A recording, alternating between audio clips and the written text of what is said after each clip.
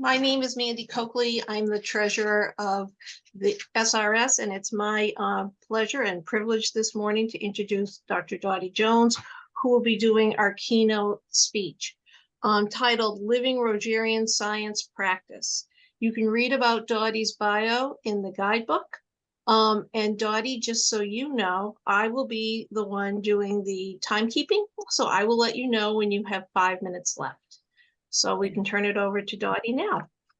Thank you. Thank you, Mandy. Thank you, everyone. This is an honor to be with you and to have the opportunity to spend some time talking about nursing science praxis. When I thought about presenting this, I went down many paths to kind of decide on a way that would best represent the content that I was trying to get across, but also personally, my journey and my experience.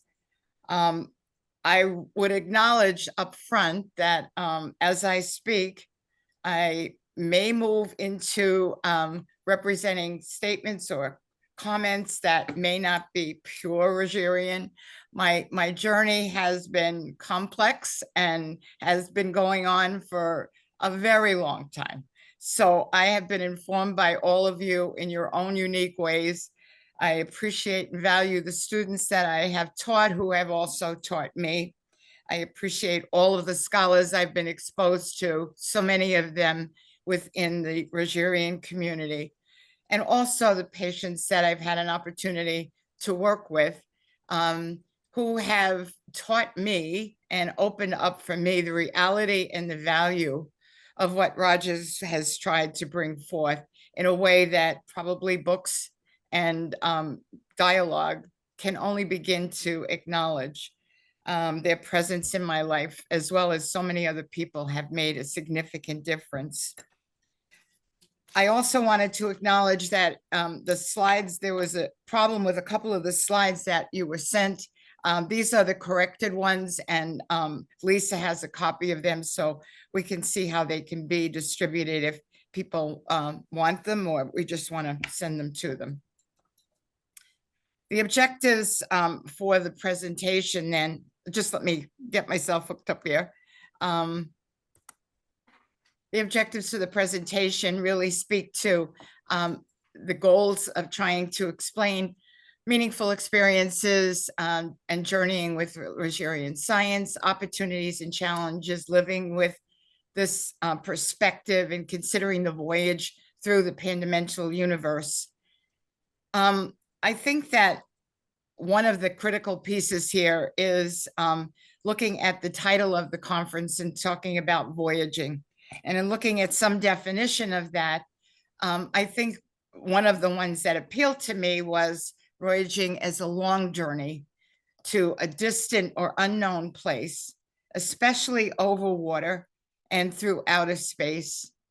And others refer to it as a spiritual voyage of self-discovery.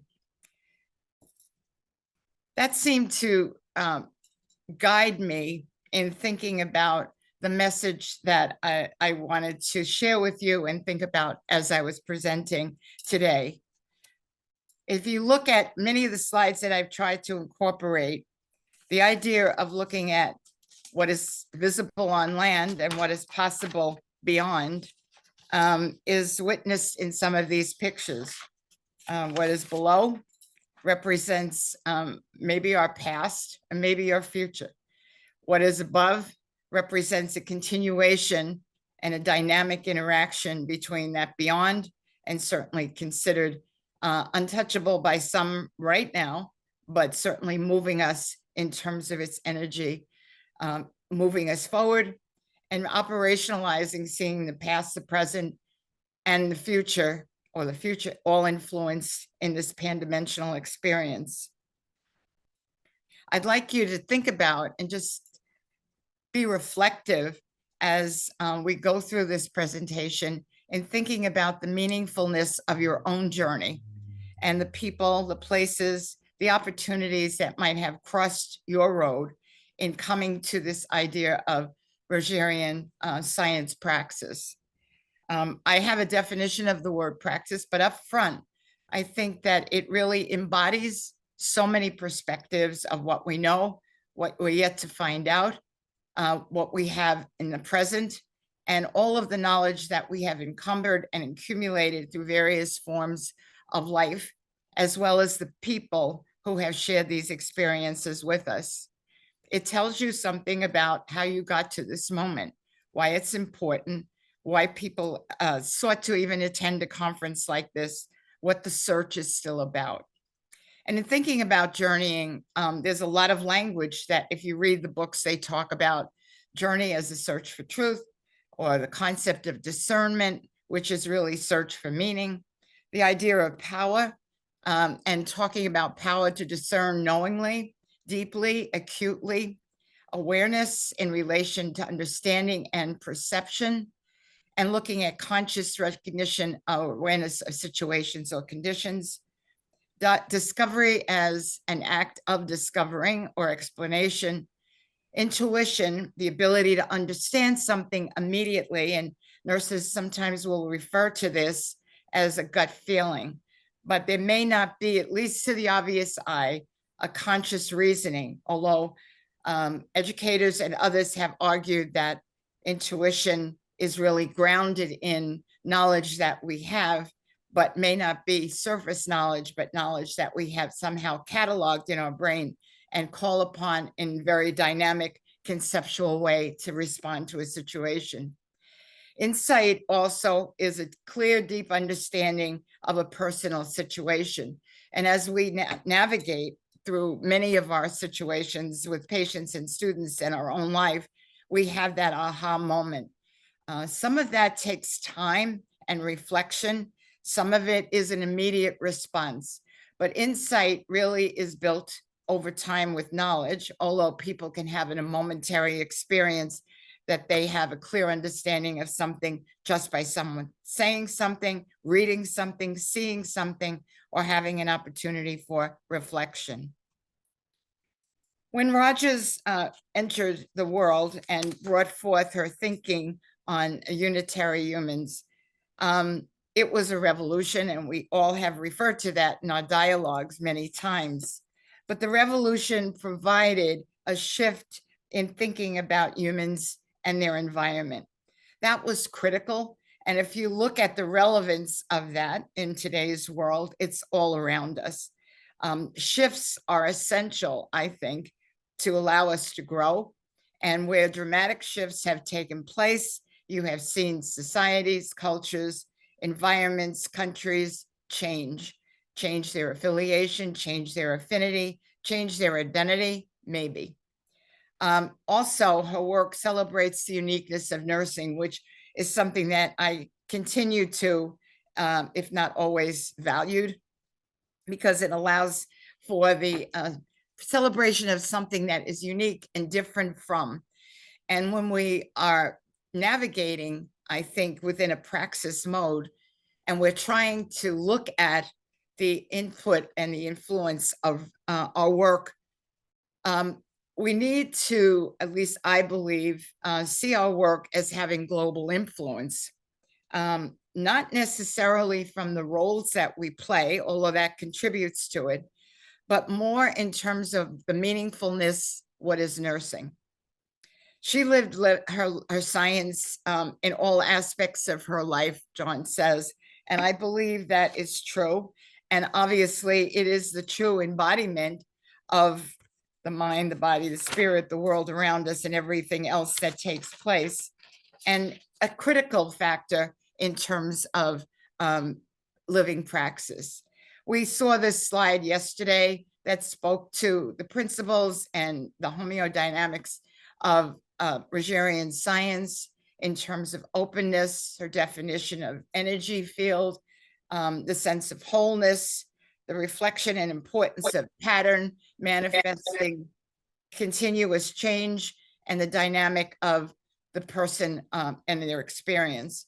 And then pandimensionality, the continuous movement of the fields and the interaction within society, as well as the principles of homeodynamics, which she defined yesterday. there are so many scholars that also were mentioned yesterday in terms of influencing nursing and drawing their perceptions and their principles from Rogerian science. And some of them, I will acknowledge, have influenced my thinking directly, particularly Jean Watson's work, Margaret Newman's work, and Elizabeth Barrett, and certainly John Phillips and Richard have been dynamic in that process. And I think the gift of preserving and maintaining and sustaining all of this work, I would like to acknowledge Jackie Fawcett and Peggy Chin for Nursology.net, because it has provided much information that we can use on our journey to move forward. And there are other scientists that people read about and talking about instrumentation, talking about the theory and evolving and using the theory, talking about healing and pattern modalities, and disseminating this work for all of us to benefit from. Of course, John Phillips and his work have dramatically changed and added to some of our thinking as well. Part of this opportunity that I've had on my journey is to review and reread John's work, and as well as Martha's 1992 presentation. This work reinvigorates the opportunity to really understand what the evolution has been, and to appreciate the movement of Rogerian science in a way that we haven't, or I haven't recognized, I think, to its fullest. It brings us beyond the present, I think, and offers us opportunities that influence our thinking currently, as well as embracing historical moments in each of our thinking. His notion of pan-dimensional awareness and integral presence provides an opportunity, as he defines it, to experience visible and invisible phenomena of the universe in the spirit of living and transcending. And his perception of human field image provides a clearer and more in-depth and experience, personal experience, really, of integrality with the environment that helps to clarify meaning and purpose of one's well-becoming. I'm working on a research study now and trying to introduce, we've gotten them from health promotion to wellness to well-being, and I have now introduced well-becoming. And hopefully in the environment that we're working in, that will take on new meaning. But the emphasis of this work really is on awareness, on meaning, on choice, on insight and opportunities for continuous growth and evolution. Well-becoming really allows an exploration of one's participating in their pattern and its manifestation for the betterment of living rhythms for transcending as energy spirit. This is very profound. And in thinking about this concept, I think that the juxtaposition of living with the idea of your own pattern influenced by your life and all of the surrounding energy, etc., is critically important for new manifestations to occur. It influences continued pattern manifestation, which in fact, for a praxis environment, is critical for witnessing change and development of new patterning. Unfolding patterns really is taking time to be reflective, to becoming aware, to discovery, and recognizing there are opportunities, and those opportunities can be recognized with patterning modalities, actions that we take to influence change. The unitary patterning process opens up one's awareness of invisible information and knowledge of the universe as defined by John Phillips. Patterning as a process of recognizing and creating meaning in life, and enduring and evolutionary and evolving words and diagrams, and I would add art and science, as well as poetry and dance, become metaphors for patterns that can be used in addition to the words to explain it, which was presented by Margaret Newman. Essential in the process is dialogue. Pattern emergence has been, talked about by many people. And I think the idea of representing this by progeny was an opportunity to think about unidirectionality, pattern disorganization, emergence of patterning at a new level. Some of the books will allow for different representations of patterning. Certainly, Richard offers other insights into this thinking. The concept of praxis represents a shift in knowledge development from a rational, logical, objective approach to a more intuitive, resonant, unitary approach.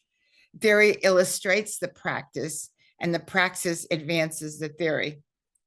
I would add, in the midst of that, research is a stimulus to allow for more iterative dialogue between the affinity of theory, research, and practice. And I will mention this later, but I do think that the integration of theory, research, and practice, rather than speaking about them in separate ways, which I will do for point of clarification, is something to consider. I think in many fields, we talk about these theories as somewhat esoteric, belonging only in academic environments, taught in a classroom, but poorly illustrated in terms of praxis, and oftentimes practice being addressed as a stepchild, where we go and apply information. And the reality is, if you're living praxis, you're not applying, you're being in it and with it and in the moment, using knowledge to explore and expand the human experience of an individual, as well as yourself in the process.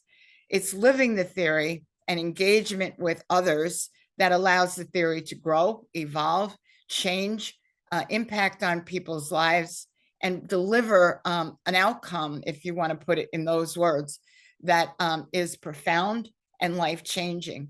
We're not there to fix something. We're there to change the movement.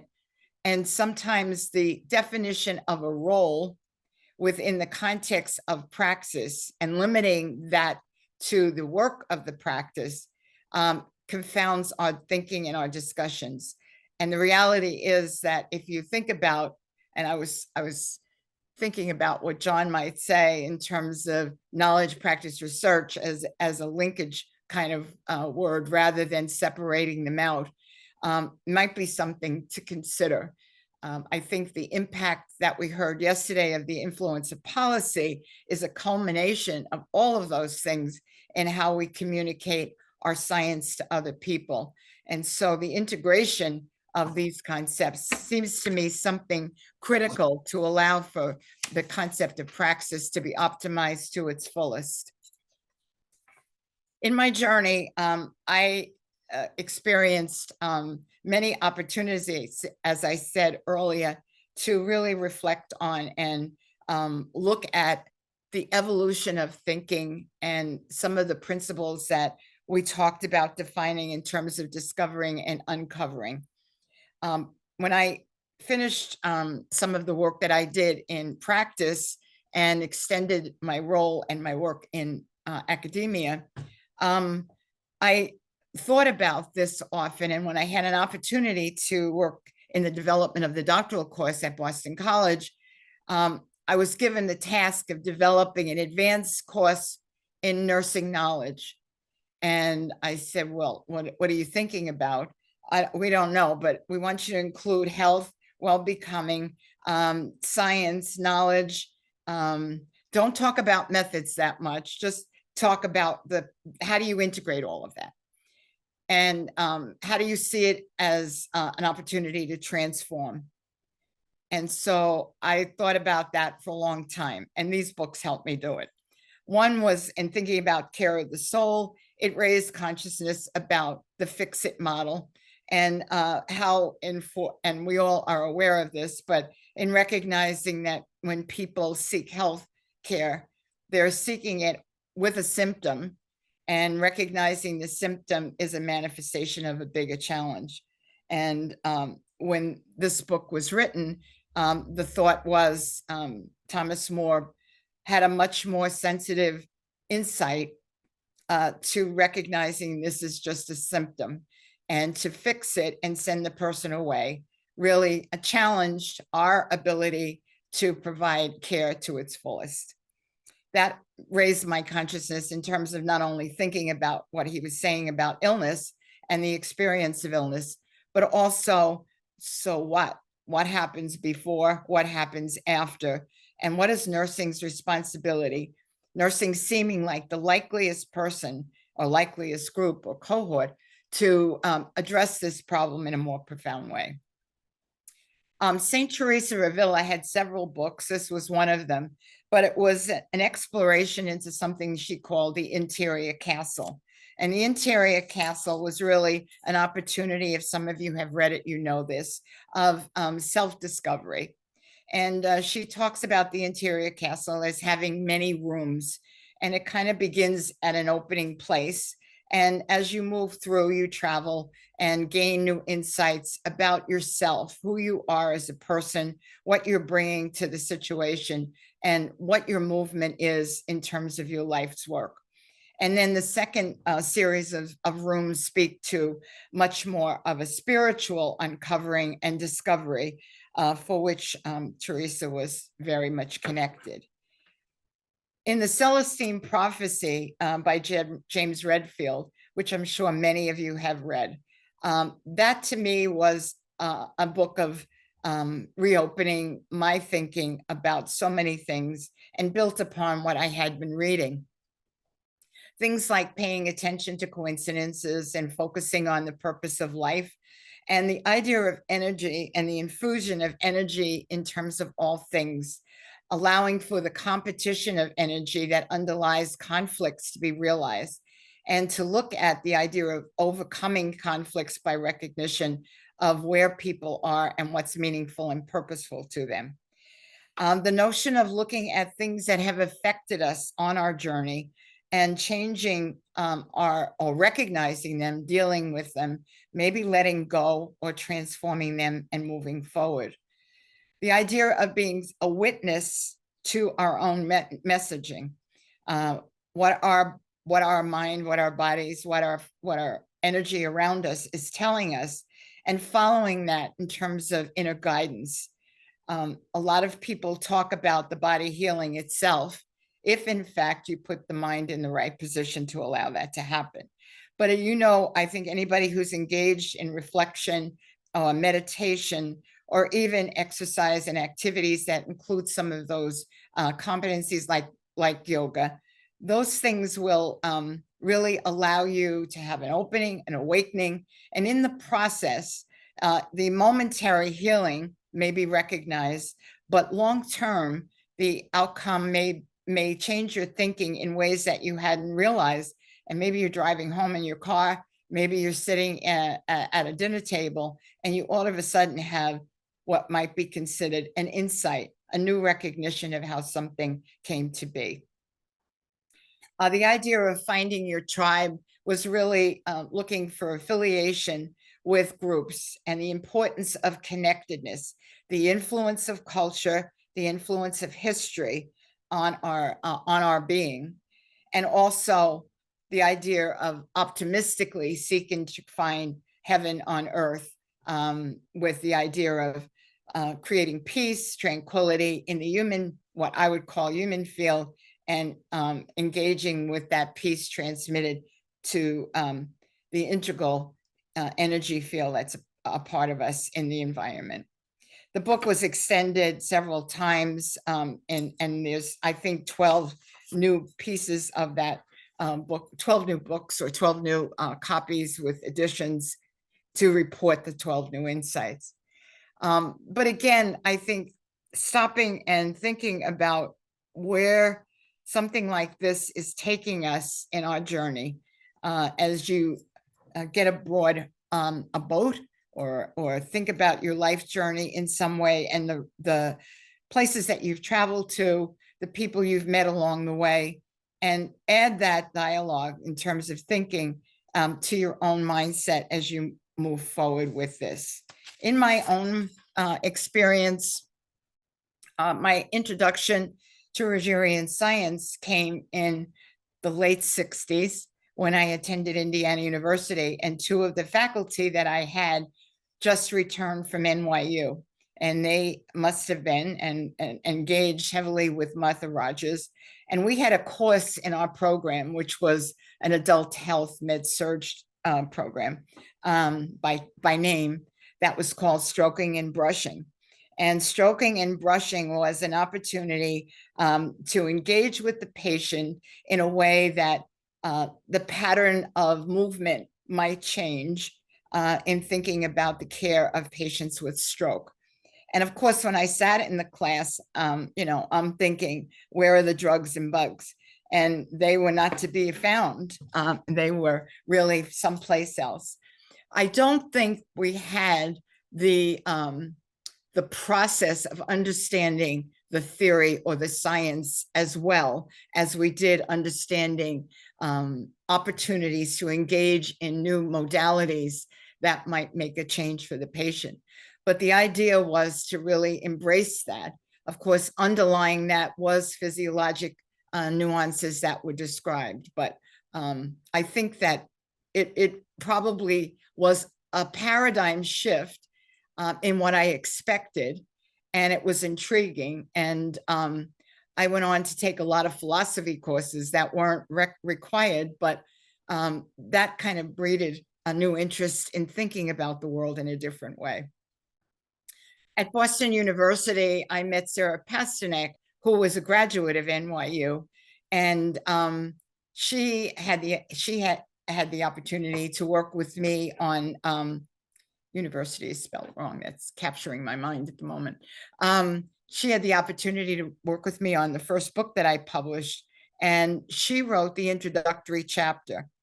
And I said, you're coming from NYU, you have to put something in the book as an opening that reflects this new thing that I've been talking about. And she said, oh, you mean, and she gave me the names and addresses, but 1,500 pages later, the chapter allowed me to talk about, it was then man and environment, human beings, and the synergistic life process, wholeness, looking at diversity, and looking at field and patterning, and the four-dimensional human field, along with balancing and some other language that was very Rogerian at the time. And she said she shared it with Martha, and Martha thought it was okay and gave some feedback, but it wasn't quite right yet. And of course it wasn't quite right, because we were delving into more content in there that really had to be taught, had to be written, but we did preserve the identity of nursing and how we talked about nursing action. The book was a conceptual approach, so it gave us some freedom to title the sections rather than cardiac disease, have a different framework in terms of the conceptualization of the chapters, and it influenced the book to the degree that I wanted to know more.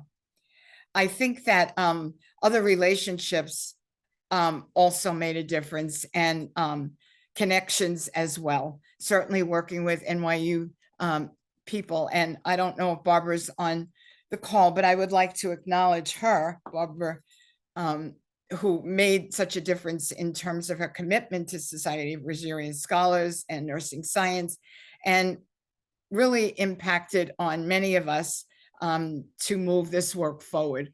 And I want to thank Barbara for that and her friendship. Certainly doctoral education in the course that I developed was called, in the beginning, it was called Human Becoming, and then they changed it and wanted it to be Expanding Paradigm. I don't know. I think they both should have come together, but I did get the language in the course description. That gave me an opportunity to work with doctoral students in something new and evolving, and provided an opportunity to share really this new thinking in broader ways, and certainly predicate the learning with Rogerian science and introduce them to other science as well. The student connections and their impact have been tremendous. And you have some of those scholars on SRS, including Catherine Rosa, Mandy Coakley, Jane Hopkins Walsh, Jane Flanagan, of course, many of them part of this movement, as well as others who took this work and involved it in their research, who continue to involve it in their practice and see praxis as a formidable part of the engagement of Rosarian science. And I would also want to acknowledge the work of Margaret Newman and Elizabeth Barrett, who have been profound. And again, Jackie's efforts with Nurseology have been tremendous. Living Science and Art and Human Betterment, advanced by Rogers, really, again, allowed for the science, the knowledge that embodies Rogerian science to be brought to bear with all its dimensions and re-understanding the work that was moving forward. Art, really the creative expression of the science, demanding that old rules don't work anymore, that when you really want to engage a person in inquiry and knowledge, you really need to provide creativity and the allowance of openness and expansion. And to go back to what I said before, iterative practice research is an iterative integrative process, and the systems that they impact as an opportunity to witness the choices and changes. Rogers talked about theoretical knowledge and nursing identity in the 1992 article, and thinking about education as expanding and allowing for discovery, the opportunity to find out, know, learn what people are experiencing, and to give that epiphany to students as a way of insight. Jean Watson speaks in one of her videos to the idea that when students experience the epiphany that nursing has a distinct knowledge base, their whole perspective shifts from nurses being consumers to and appliers of knowledge from other fields to nurses guided by their practice by distinctive knowledge of their own discipline. This I have witnessed, as well as others who have taught this over and over and over again. No matter what perspective students come to the learning experience, offering this idea of thinking about things in a new way is consistently dramatic and for many life-changing, but certainly my experience, it has changed their worldview, their living in the world, their perception of the potential of nursing, and the realization that as appliers of knowledge, we were using too much from other places and not enough of our own. And I think when we were discussing the idea of instruments coming from other disciplines, these are standard instruments that have been used and proven to be effective and useful. The reality is they're not measuring or evaluating what we're trying to evaluate. And the reality is that we don't have enough of them. And certainly Violet's impact, another significant influence on me, has made a huge movement to bring this to bear and witness this.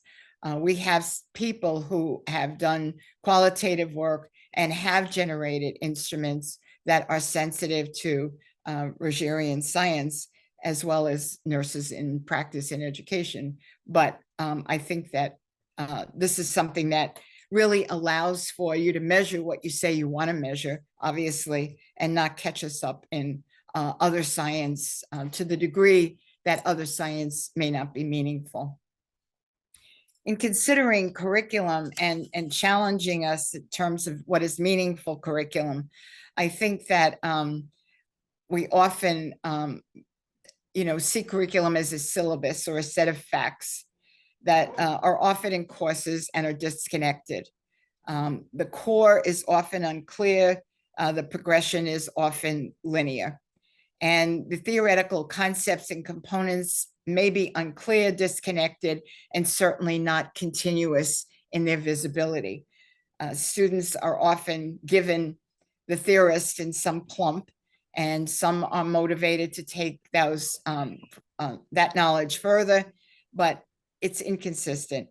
I think that the essentials document that has been published is giving new life to the opportunity to make theoretical concepts, theory and concepts more visible and decrease the disconnectedness, and to teach it throughout as a living process throughout the curriculum and not just in a moment.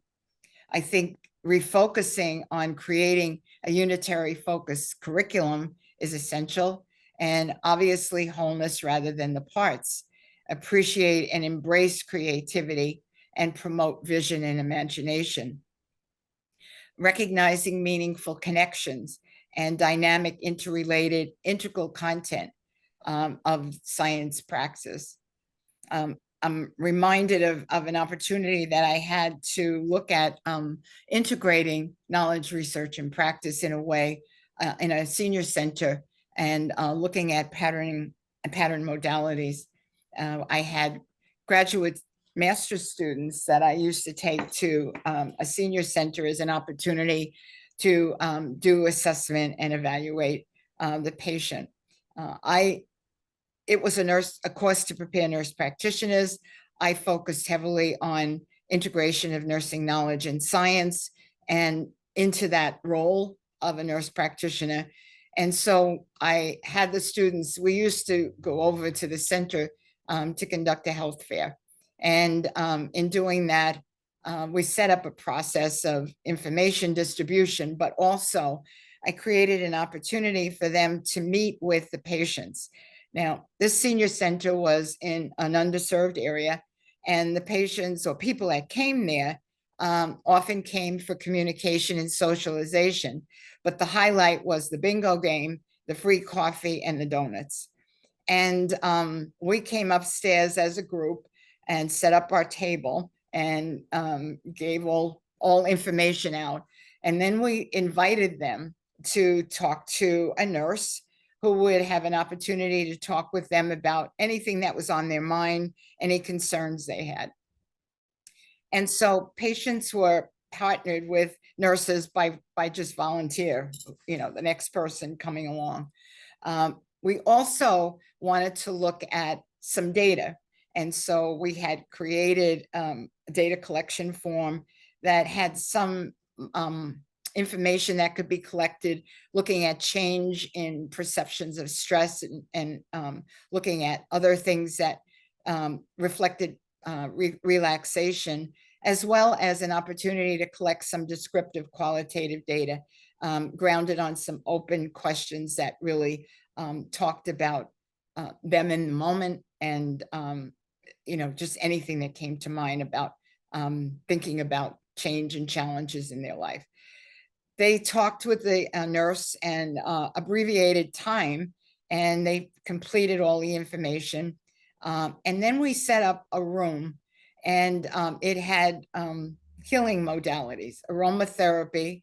The nurses who had been prepared to do therapeutic touch engaged in therapeutic touch. There was music in the background. We had these comfortable seats, and at the end of the interaction, nurses invited the patient or the person, I keep calling patient, to if they would like any of those opportunities to sit, relax, have therapeutic touch, listen to music, whatever. And everyone said yes. So the nurse would bring them into the room, and we had the room spaced out so that people were not on top of one another. But we used what we had as resources in the facility, and they engaged in therapeutic touch.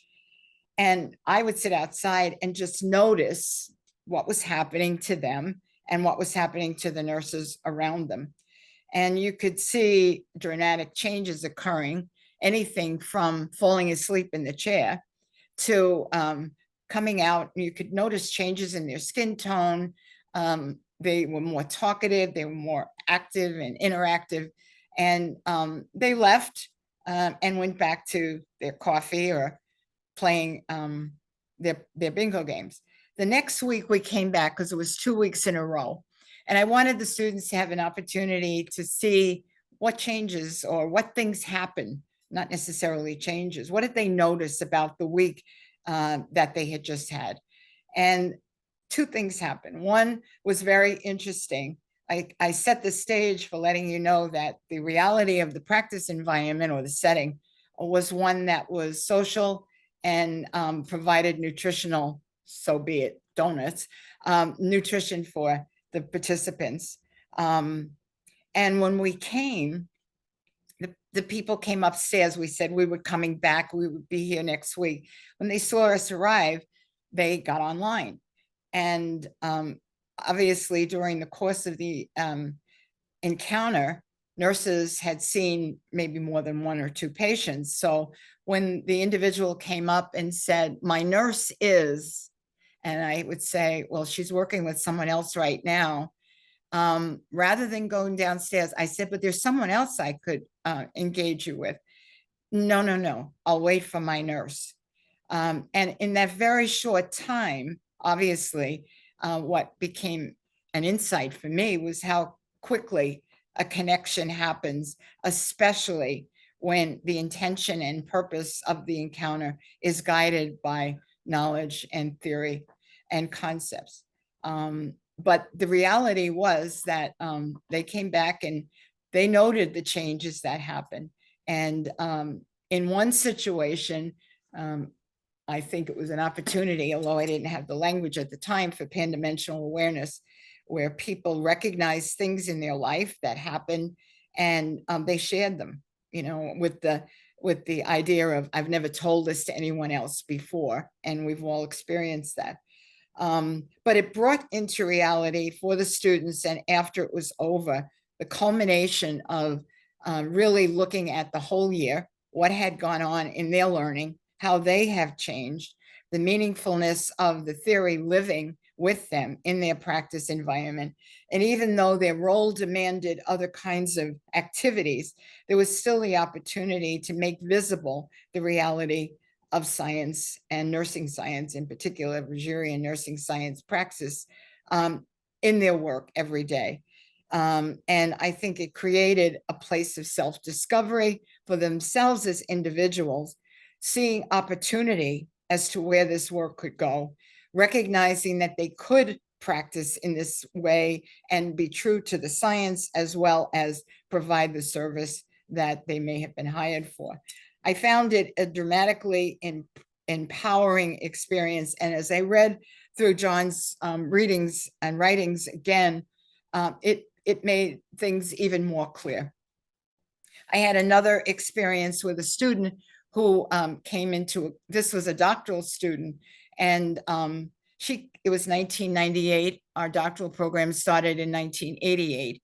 And there was not a lot being written in terms of some of this, but again, she was engaged as a clinical nurse specialist, doing incredible work with wound care. And the dramatic stories of healing, and she's still in practice. She wrote this article, which in particular, Margaret Newman used often, because she saw it as the reality of praxis in a way that the theory is the practice, and that the knowledge that's embedded in that creates the changes. But the abstract, the write-up of it as well, a uniquely powerful contribution of the nurse, intentionally presencing mutuality, knowing, caring, and helping patients heal, and seeing the shift from a curative to a healing practice. I think that sounds superficial, but when you hear the stories, it's profound. She walked into class one day and she was so frustrated. "I've been seeing this patient for months and nothing has changed. The wound isn't healing." And she tried multiple treatments and all of the actions that were required as a clinician and a practitioner that she was emerging into. And she said, "What do you think?" And I said, "Shift your paradigm." And she looked at me like, "What are you talking about?" And we talked with the class for a while. And I said, "Change the way that you encounter the experience the next time you go in, and use the language of science and thinking about the theories and all that we've been discussing, particularly within the unitary framework and encounter the patient in a different way. Well, you can imagine, she asked a question, I believe something like, what's it been like to live with this compromise of the wound? And the stories that she heard and the unfolding was profound.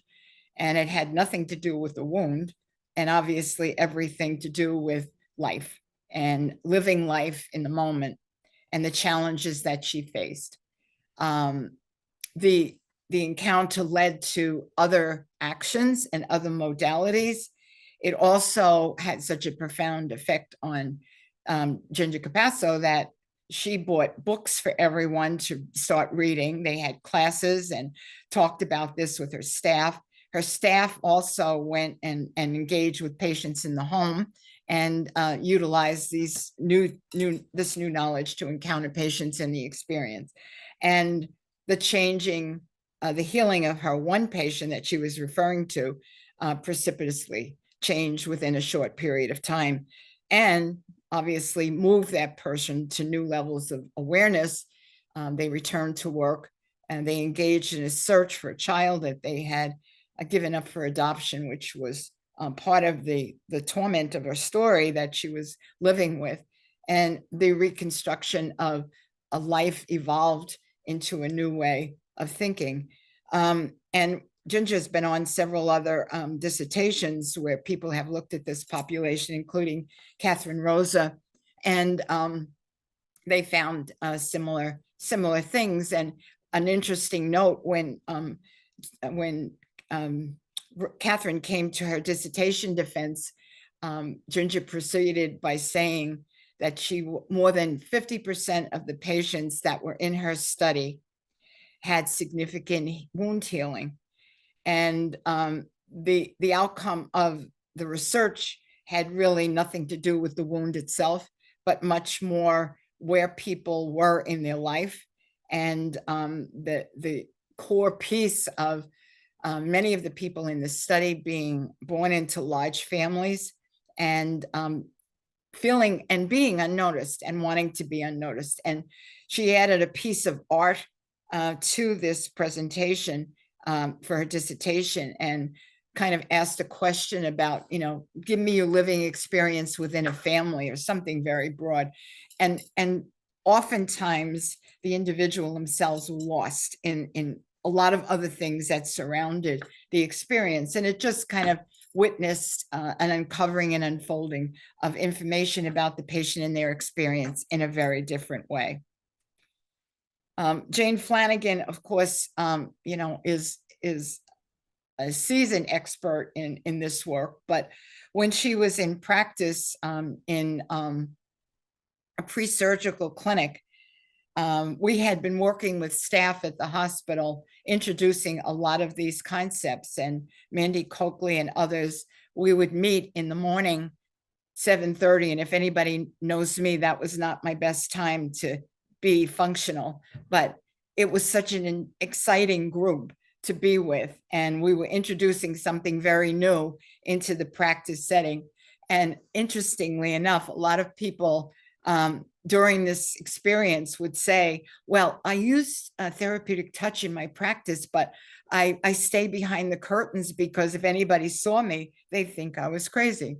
And so we brought crazy into popular and brought them into the sphere of this work.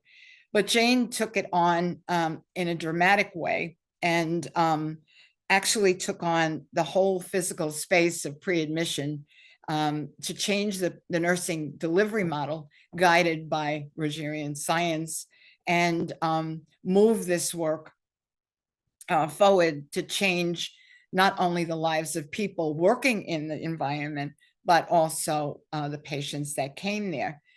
She altered the physical space. She introduced multiple modalities. And these were people who came to this clinic when they used to come to the hospital before surgery and actually get some type of a workup. And so they had come from a day of testing and came to the pre-surgical clinic where they had, they were exhausted. And the last thing they wanted to do was, a review of systems. she shifted the paradigm and opened up an opportunity for people to talk about themselves and engage in, at some point, the meaningfulness of the surgery, and got some discussion about that. One of the dramatic things was that some of the people didn't want the surgery, and that they were going for surgery because it was an elective experience. I remember some of them being caregivers, and it was the only legitimate way they felt they could take a break. And I think that was a dramatic component of some of the dialogue. The other was that the patients would see the anesthesiologist after they had visited Jane and her staff. And when they went over there to see them, they called back to Jane and said, I don't know what you're doing over there, but when these people come over to us, they're in a whole different state than they usually are when they're talking to the anesthesia department. And so something dramatically changed, and Jane captured some of that in her work. But I think she added physical space and changed the physical space to create a healing space. And I can remember Janet Quinn's article many years ago about the physical space being a healing space and an intimate space between the nurse and the patient. I think that in doing that, she also stopped the acceleration of moving forward at a rapid speed just to get things done, and had the people sit and reflect in the moment. And there was music, there was art. She offered to them modalities of healing, including therapeutic touch, that they could engage in.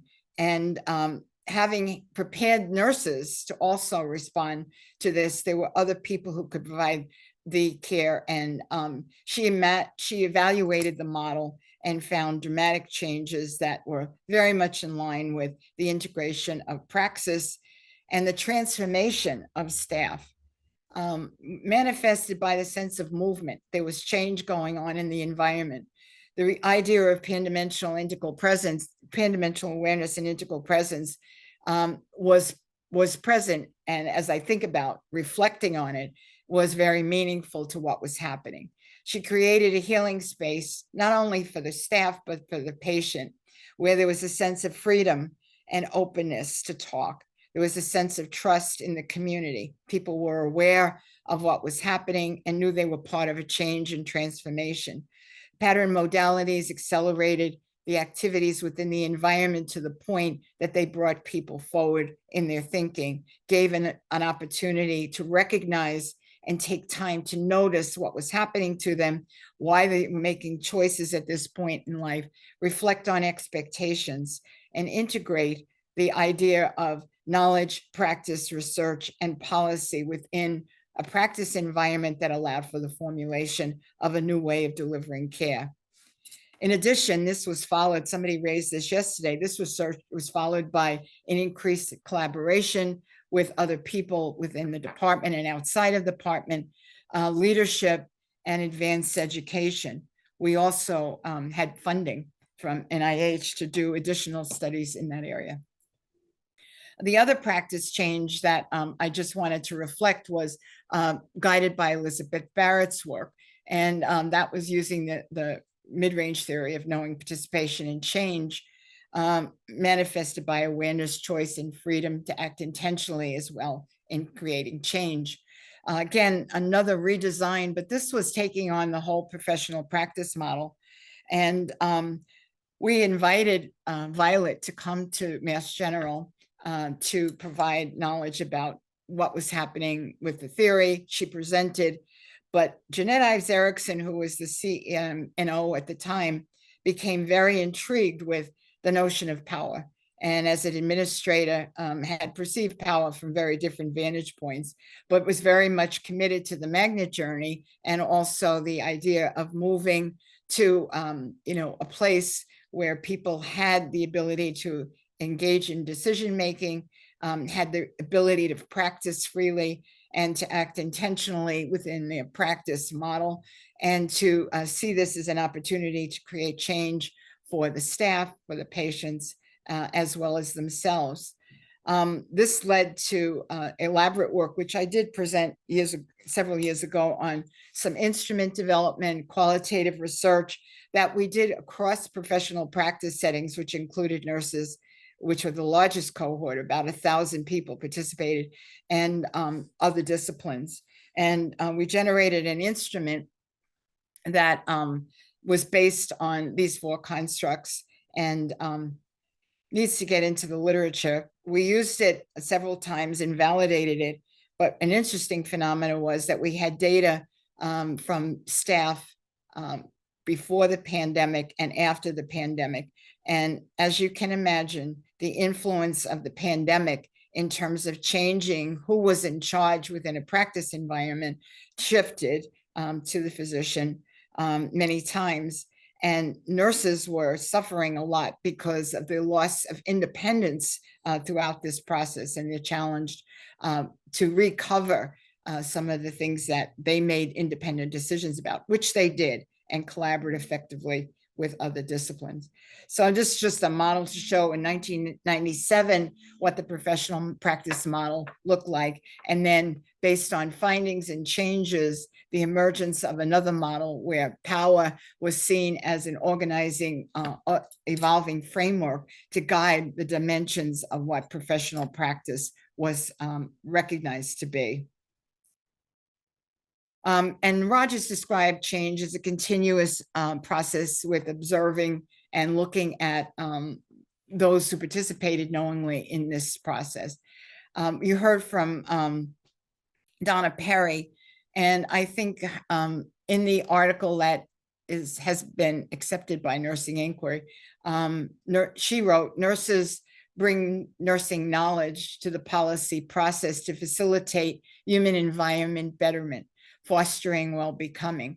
Policy actions will reflect the ethical principles as well as power as participation in change, providing a perspective for nurses to use power as freedom to work individually and collectively with communities to participate collectively in collaborative change for the environment to flourish."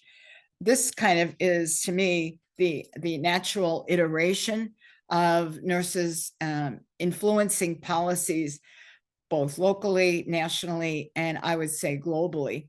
And it's the messaging that nurses using the knowledge of science can bring to policy formation and increase awareness within that.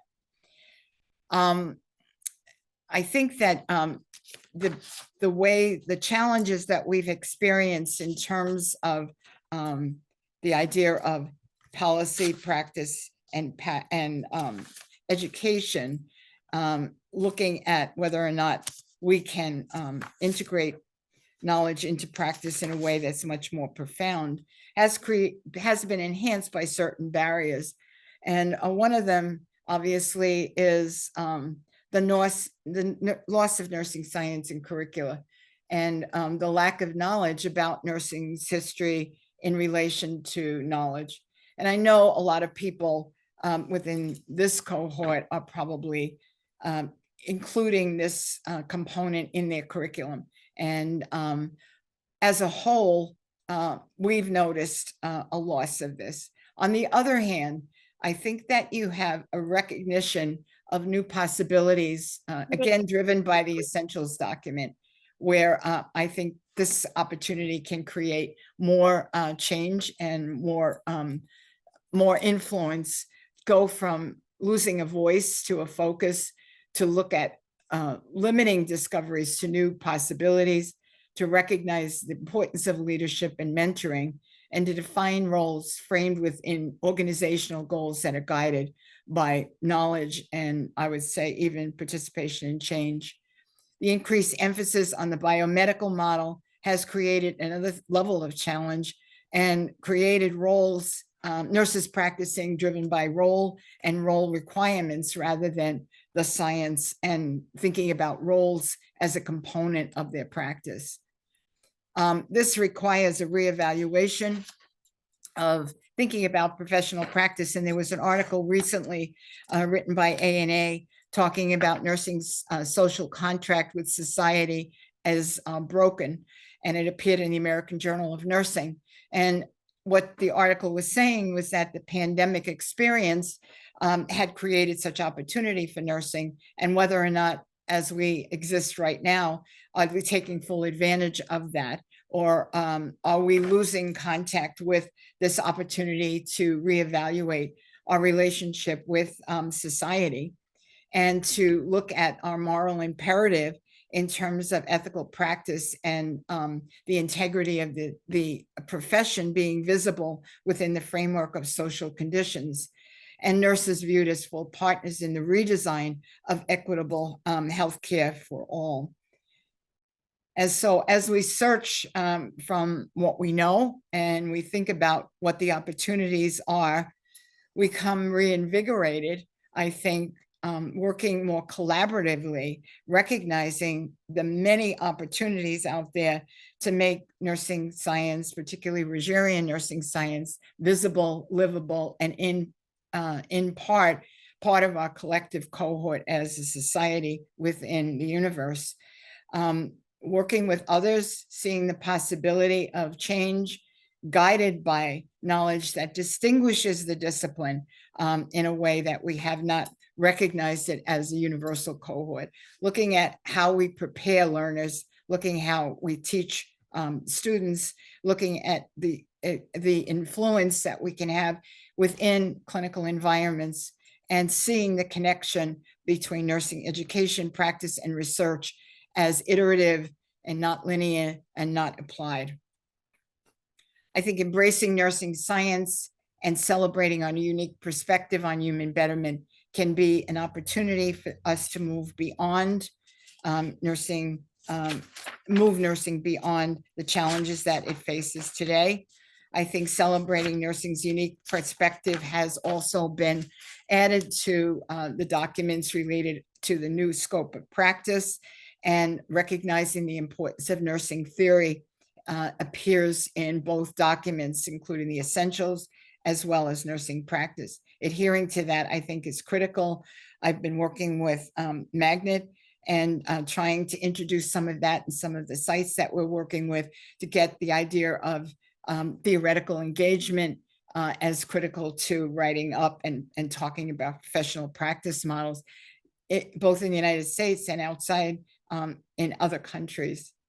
The other part is knowing what your message is when you get to the table, and knowing how to participate in change actively. To be engaged in pan-dimensional awareness, both for ourselves as well as the clinic, the people that we're dealing with in the classroom and in a practice setting, and recognizing the important influence that the past and the future have on our present, and seeking relationships that promote enlightenment and connectedness. One of the biggest grieving processes that is going on in a study that I'm doing with community health centers right now has to do with the idea that relationships were interrupted, both with patients and with each other. And the sense of connectedness was part of the underlying factor related to the way that it's been diagnosed as lack of resilience and burnout. But it's that longing for connectedness and meaningful practice that allows nurses and other providers to engage much more successfully with patients, and the operationalization and integration of language like well-becoming and making it real in the practice.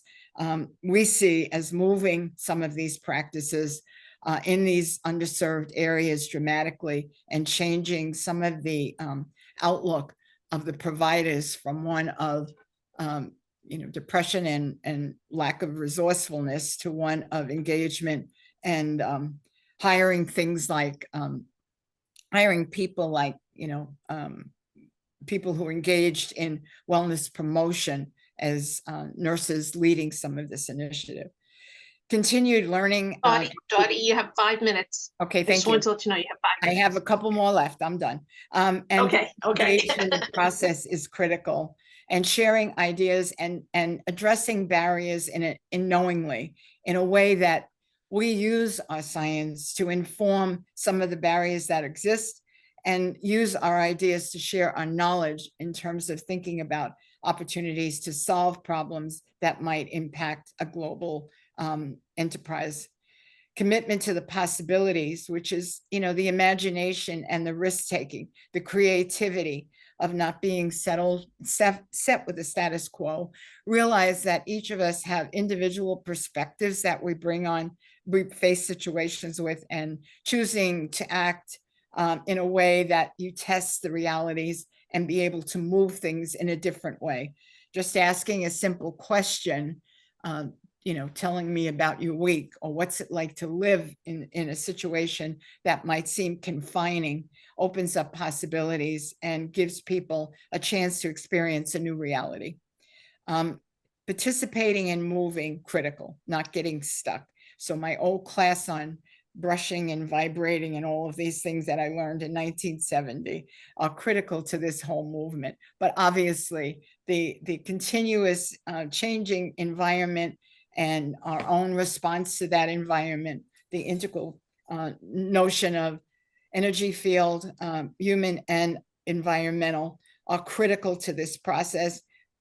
Things are never going to stay stable. If they do, I think we have problems.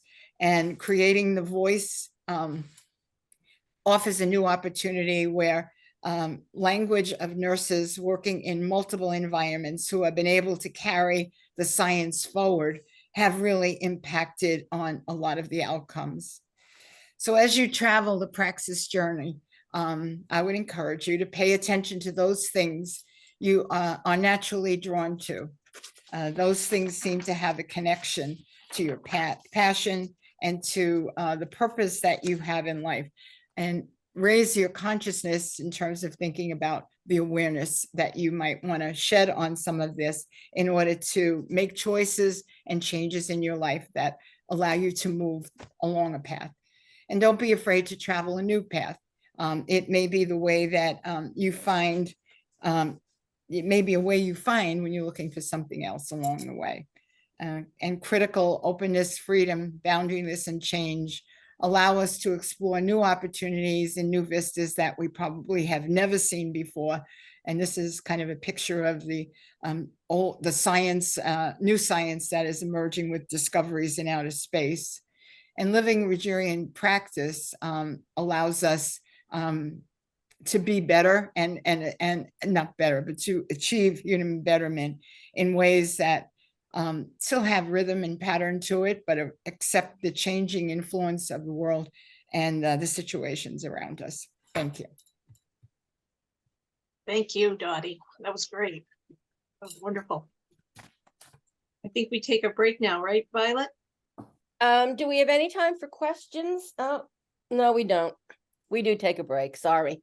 I have one Okay, question. that's what I have thought. one question. Can I ask one question? Go ahead quickly. Okay, Dottie, my mentor, thank you. And Jane Flanagan also here. I'm so lucky to have learned from you across the years. I would love to know either now or when we have a break later. You began by saying that you've had a different path and that sometimes your ideas diverge from science of unitary human beings. So I would like to know, just like if you could pick one, which one do you think of your ideas diverges the most? Oh, I don't mean diverging in that way. I mean diverging in the sense of Rogerian science versus unitary science. Maybe I didn't make that clear. Okay. So thinking about the purity of Rogerian science in and of the entities, and then looking at other people who have spoken, like I've spoken about, like Newman, who, may operationalize different concepts in a different way that may not be as Martha might have talked about it, but I've explored those things. But I think taking divergent paths in general, for example, when I graduated, I was working in pediatrics. They asked me to go to teach in a clinical, in the school, and I wanted to stay in pediatrics. So, the road less traveled by, I never thought I wanted anything to do with education. I only wanted to be in practice, and how many years later, I have been an educator, always passionate about practice though. and things that evolved that got me back into the practice setting and allowed me to be an educator at the same time were serendipitous and, you know, the right place, the right time, but also the awakening of some of those opportunities to allow me to go down them and explore them and see what they bring to what I know and what I don't know, and how it can expand that for myself and others. Thank you, Dottie. That was really wonderful.